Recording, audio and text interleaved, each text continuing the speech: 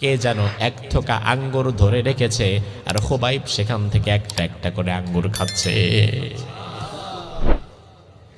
এই ঘটনা দেখে খুবাইবের শাহাদাতের পরে এই নারী ইসলাম গ্রহণ করে ফেলেছিল এই একটা ঘটনার কারণে।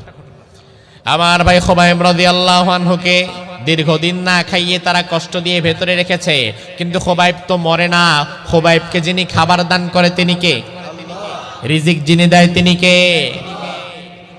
এবার 40 দিন এভাবে যাওয়ার পর কাফেররা বলল, খুবাইব আজকে প্রস্তুতি নাও, তোমাকে আজকে মৃত্যুদণ্ড দেওয়া হবে, তোমাকে আজকে শুলিতে চড়ায়া শুলি বিদ্ধ করে মেরে ফেলা হবে।